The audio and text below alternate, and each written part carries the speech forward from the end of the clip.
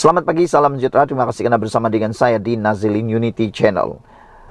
Pas seperti mengaku rasuah dalam pilihan raya, kata Salahuddin. Baru-baru ini, satu kerusi ahli parlimen dalam PAS, yaitu kerusi Parlimen Kuala Terengganu, telah kalah dalam petisyen pilihan raya dan telah diputuskan berlaku unsur sogokan dan rasuah dalam pilihan raya di kawasan Parlimen Kuala Terengganu. Itu sebabnya Timbalan Presiden Amanah mengulas demikian susulan tindakan parti tidak berhasrat merayu keputusan petisyen pilihan raya Parlimen Kuala Terengganu, dan ini menyatakan ini seperti seakan-akan PAS mengaku rasuah dalam pilihan raya, kata Salahuddin. PAS seperti sudah mengaku terlibat rasuah pilihan raya apabila memutuskan tidak berhasrat mengemuka rayuan terhadap keputusan petisyen pilihan raya bagi Parlimen Kuala Terengganu, kata Salahuddin Ayub. Timbalan Presiden Amanah itu berkata, beliau pelik kenapa rayuan tidak dibuat jika benar perbuatan rasuah tidak berlaku. Dan yang peliknya, keputusan itu ialah Kuala Terengganu kalah, Marang pula menang. Mungkinkah PAS sebenarnya takut kalau mereka merayu keputusan ini akan mempengaruhi pula keputusan di Marang? Kerana dengar-dengar kata ada rayuan untuk keputusan di Marang itu dibawa ke mahkamah yang lebih tinggi. Jadi kita terfikirlah, takut-takut nanti PAS sebenarnya tidak mau merayu kerana takut akan mempengaruhi keputusan pilihan raya di Marang yang melibatkan Hadi Awang. Adakah itu sebabnya PAS tidak mahu membuat rayuan? Ataupun ini kan sebabnya, yaitu seperti dinyatakan oleh Salahuddin Ayub ini, PAS seperti mengaku rasuah dalam pilihan raya. Kata Timbalan Presiden Amanah, beliau pelik kenapa rayuan tidak dibuat jika benar rasuah tidak berlaku. Tidak rayu ini maknanya secara mudah ialah mengaku. Mengapa tidak rayu, kata beliau? Kalau isu teknikal itu saya rasa bolehlah kita pandang sepi. Tapi kalau orang tuduh kita rasuah, lakukan rasuah pilihan raya, tidak merayu. Jadi ini mungkin ada something wrong, kata beliau. Saya rasa pelik sedikit. Kerana sepatutnya kalau kita betul-betul pertahankan kita tidak rasuah, maka logiknya kita akan rayu kes itu di peringkat mahkamah rayuan, kata beliau. Semalam Setiausaha Agung PAS Taqiyuddin Hasan berkata, keputusan tidak mengemukakan rayuan itu dilakukan bagi memastikan kebajikan rakyat tidak terabai, disebabkan ketiadaan ahli parlimen kerana Mahkamah Persekutuan akan mengambil masa 6 bulan untuk menyelesaikan kes tersebut. Presiden PAS Abdul Hadi Awang pula yakin parti akan menang besar di parlimen itu jika PRK diadakan. Katanya tidak timbul soal politik wang berlaku selain menyerahkan rakyat menentukan. Pada 27 Jun lepas, Mahkamah Pilihan Raya Terengganu membatalkan kemenangan Ahmad Amzad Hasim yang mewakili PAS bagi kerusi Parlimen Kuala Terengganu pada PRU 15 selepas memutuskan bahawa pihak pempatisyen, yaitu calon pilihan raya calon Barisan Nasional Muhammad Zubir Embong, berjaya membuktikan perbuatan rasuah telah berlaku dengan tujuan mempengaruhi pengundi. Pada PRU 15 yang lepas, Ahmad memenangi kerusi Parlimen Kuala Terengganu dengan memperoleh majoriti 40,907 undi selepas menewaskan 3 pencabar lain termasuk Zubir. Sekian dulu untuk kali ini. Jangan lupa share video ini, tinggalkan komen anda. Kita jumpa lagi, bye-bye. Selamat pagi, salam sejahtera. Terima kasih karena bersama dengan saya di Nazilin Unity Channel. Ini satu perkara ulasan yang paling menarik sekali pagi ini, yaitu pemuda amanah Gesa Muhyiddin Saman Anwar, isu berkaitan hutang Felda. Wow, ini memang kita tunggu-tunggu. Benarkah Muhyiddin Yassin akan berani menyaman Anwar Ibrahim berkaitan hutang Felda? Kalau Muhyiddin telah mengatakan Anwar Ibrahim itu berbohong, tapi Anwar Ibrahim tidak melakukan apa-apa tindakan undang-undang, sebaliknya Anwar Ibrahim menyatakan pula bukti bahwa Muhyiddin Yassin sebenarnya tersilap cakap, apabila beliau kata Anwar Ibrahim bohong. Sebaliknya, Anwar Ibrahim pula ada bukti bahawa tidak pernah dibentangkan perkara itu. Pemuda amanah gesa Muhyiddin Saman Anwar kerana perkara ini. Pemuda amanah menggesa Pengerusi Perikatan Nasional Muhyiddin Yassin untuk memfailkan saman terhadap Perdana Menteri Anwar Ibrahim berhubung isu penghapusan hutang peneroka Felda. Exco Pemuda Amanah Fadli Umar Aminul Huda berkata, Muhyiddin perlu berbuat demikian setelah berkata Anwar menipu apabila berkata Presiden Bersatu itu tidak melupuskan hutang Felda berjumlah RM8.3 bilion pada tahun 2021 ketika menjadi Perdana Menteri. Sewajarnya, kata mereka, Muhyiddin dengan segera memfailkan saman fitnah terhadap Perdana Menteri kerana ini jelas merosakkan reputasinya seolah-olah dia sendiri telah menipu ratusan ribu peneroka Felda. Kononnya, hutang Felda dilupuskan pada tahun 2021 sedangkan apa yang dibuat hanyalah mengumumkan dasar tanpa membuat tindakan pelaksanaan sewajarnya, kata Ketua Pemuda Amanah ini lagi. Kata Exco Pemuda Amanah ini lagi. Sudah tentu Muhyiddin tidak mahu digemburkan sebagai penipu bangsa. Lebih-lebih lagi hampir 100% peneroka Felda ini adalah bangsa Melayu yang mungkin telah tertipu dengan janji ini dengan mengundi Perikatan Nasional pada PRU 15 yang lalu, katanya dalam satu kenyataan. Jadi saudara-saudara sekalian, apa pendapat anda tentang ulasan kali ini daripada Exco Pemuda Amanah ini? Adakah anda juga setuju bahawa Muhyiddin Yassin perlu menyaman Anwar Ibrahim?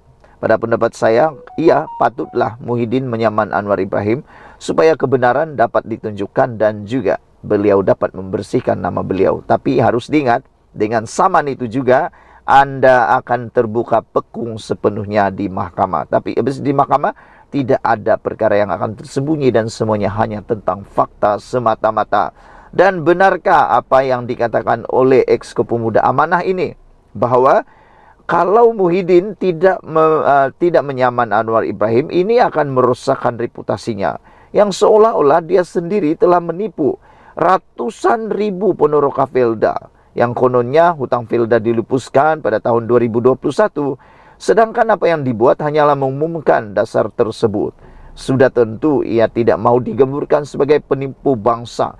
Sudah tentu Muhyiddin Yassin tidak mahu dicop sebagai penipu bangsa. Lebih-lebih lagi 100% peneroka Felda ini adalah bangsa Melayu yang mungkin telah tertipu dengan janji ini dengan mengundi Perikatan Nasional pada PRU 15 yang lalu.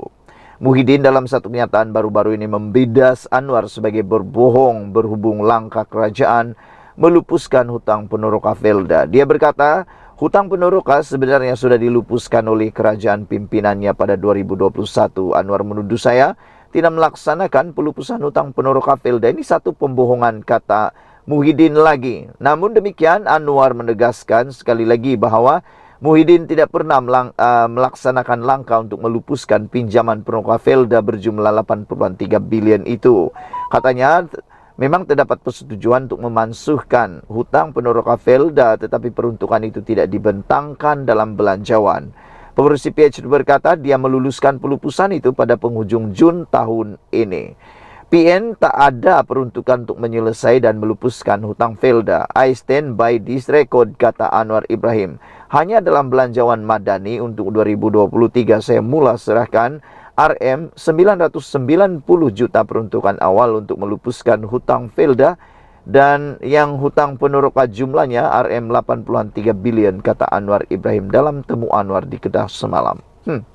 Jadi apa pendapat kamu semua? Sila tinggalkan komen. Adakah anda juga setuju Muhyiddin perlu menyaman Anwar Ibrahim dalam waktu yang terdekat atau paling cepat hari ini? Kita jumpa lagi. Bye-bye. Selamat pagi, salam sejahtera. Terima kasih kerana bersama dengan saya di Nazilin Unity Channel. Saudara-saudara sekalian, sehari selepas Anwar Ibrahim membalas kenyataan Muhyiddin yang mengatakan bahawa Anwar Ibrahim berbohong tentang isu hutang Felda, Akhirnya Anwar Ibrahim menemplak dan mengalahkan Muhyiddin dengan beberapa fakta yang amat menarik. Yang paling menarik sekali ialah pernyataan daripada Anwar Ibrahim yang mengatakan Muhyiddin tidak pernah membentangkan pelupusan hutang Felda itu dalam belanjawan. Jadi apabila itu berlaku, tidak ada hutang putih, kata pengerusi Felda yang baru, yaitu Sabri Sheikh. Hari ini Muhyiddin akhirnya tampil memberikan satu lagi penjelasan yang pada pendapat saya untuk mempertahankan diri beliau semata-mata. Akhirnya Muhyiddin jawab isu hutang peneroka Felda. Bekas Menteri Perdana Menteri Tan Sri Muhyiddin Yassin mendakwa Perdana Menteri Datuk Seri Anwar Ibrahim melakukan pembohongan berhubung pelupusan hutang peneroka Felda, Lembaga Kemajuan Felda. Beliau yang juga pengerusi Perikatan Nasional turut menafikan dakwaan ahli Parlimen Tambun yang menuduhnya tidak melaksanakan pelupusan hutang tersebut semasa mentadbir kerajaan. Sehingga kan di dalam media sosial ramai netizen mula menulis bahawa sebenarnya peneroka Felda, kata mereka, tertipu untuk mengundi Muhyiddin Yassin ketika PRU 15 yang lepas kerana menurut Anwar Ibrahim tidak pernah dilaksanakan pelupusan hutang semasa Muhyiddin Yassin menjadi Perdana Menteri, bahkan tidak pernah dibentangkan dalam belanjawan. Selain itu, pengerusi Felda yang baru juga menyatakan bahawa tidak ada hitam putih untuk Felda berkaitan dengan dakwaan Muhyiddin itu. Muhyiddin menegaskan, dia mengatakan bahawa pelupusan hutang peneroka Felda dilaksanakan ketika beliau menjadi Perdana Menteri. Hal itu disahkan sendiri oleh Jabatan Perdana Menteri, kata beliau. Namun, oleh kerana kekalahan aliran tunai, kerajaan PHBN tidak dapat melaksanakan pelupusan hutang secara berterusan, kata beliau lagi. Saudara-saudara sekalian, Anwar Ibrahim dalam satu ucapan di sambutan Hari Peneroka Felda berkata, pengumuman mengenai pemansuhan 80% hutang peneroka Felda yang dibuat kerajaan terdahulu tidak disertai sebarang kelulusan. Menurut Anwar, kerajaan PN hanya membuat pengumuman pelupusan hutang berjumlah RM8.3 bilion tersebut. Saya ulang sekali lagi, Perdana Menteri sekarang Anwar Ibrahim menyatakan bahawa pengumuman mengenai pemansuhan 80% hutang peneroka Felda yang dibuat kerajaan terdahulu tidak disertai sebarang kelulusan. Itu fakta menurut Anwar Ibrahim. Menurut beliau lagi, kerajaan PN hanya membuat pengumuman pelupusan hutang berjumlah RM8.3 bilion tersebut. Muhyiddin memaklumkan dirinya bukanlah seorang yang suka berbohong dan tidak menunaikan janji. Namun demikian, fakta yang dinyatakan oleh Anwar Ibrahim adalah sebaliknya beserta dengan fakta yang juga daripada pengerusi Felda yang baru.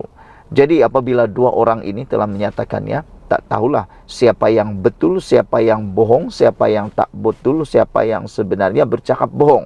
Sama ada Muhyiddin atau Anwar Ibrahim. Tetapi apabila Anwar Ibrahim sudah menyatakannya dan juga pengerusi Felda sendiri sudah menyatakannya, bermaksud bolehlah kita membuat kesimpulan siapa yang berbohong dan siapa yang bercakap benar.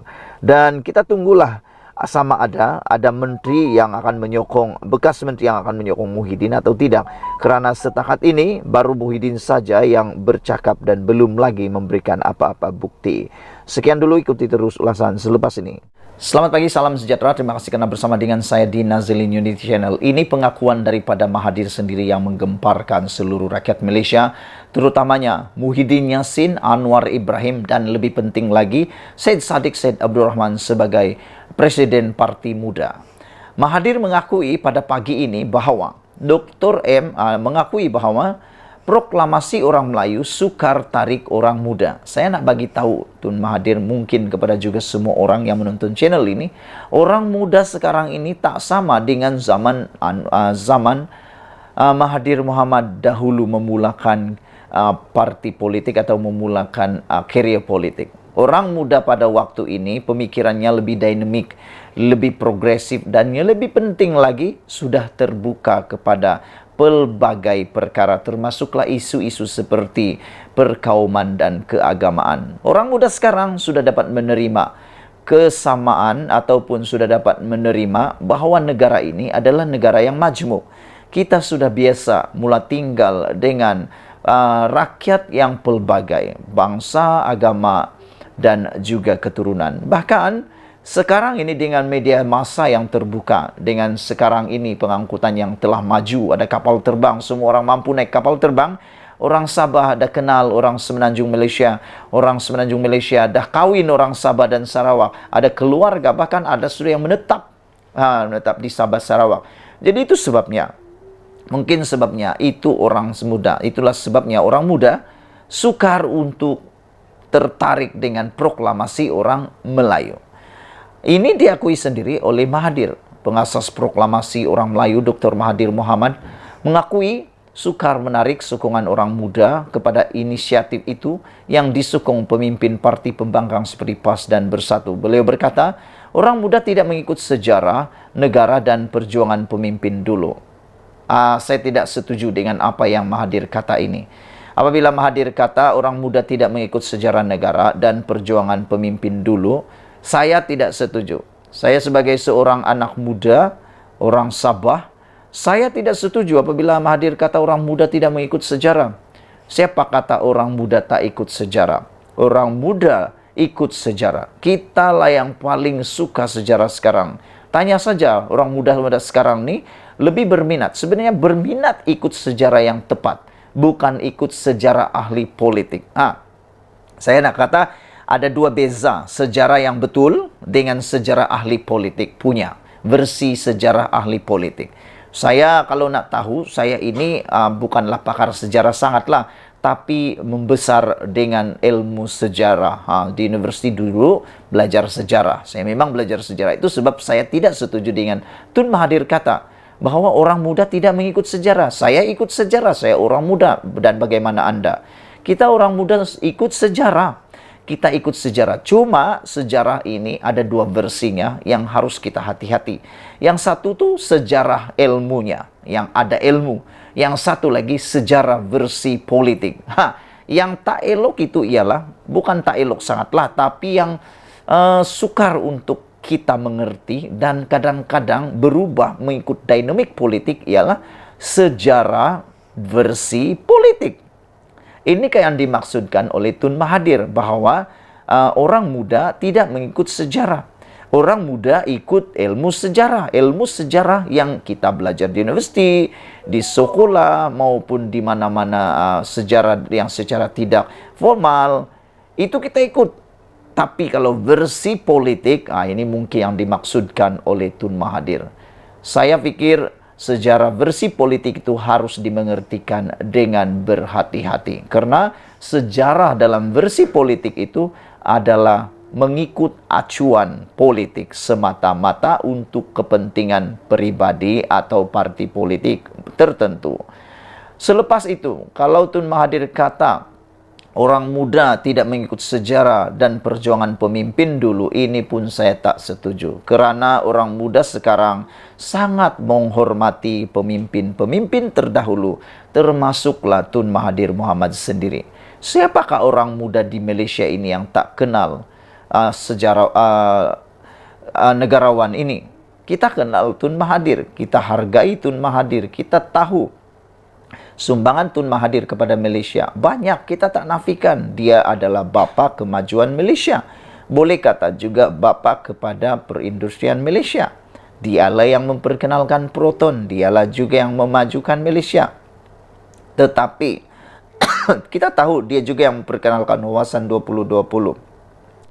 Kata Tun Mahathir Mohamad, kita hadapi masalah dengan orang muda kerana mereka tidak mengikuti sejarah negara, perjuangan negara kita, kata Mahathir.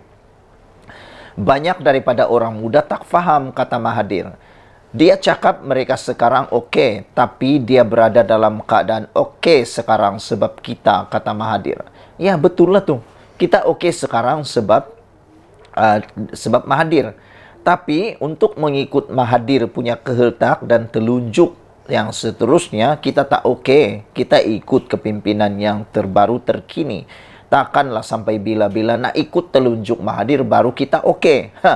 Kita hormati Tun Mahathir sebagai negarawan kita yang ulung, negarawan kita yang terbaik. Tapi untuk terus ikut telunjuk beliau, itu tak okey.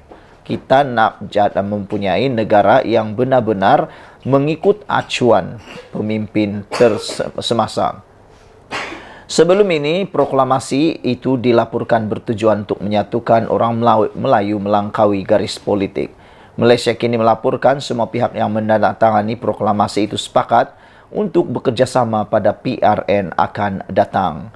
Saudara-saudara sekalian, itu pendapat saya tentang apa yang dikatakan oleh Dr. Mahathir tentang proklamasi orang Melayu, sukar tarik orang muda.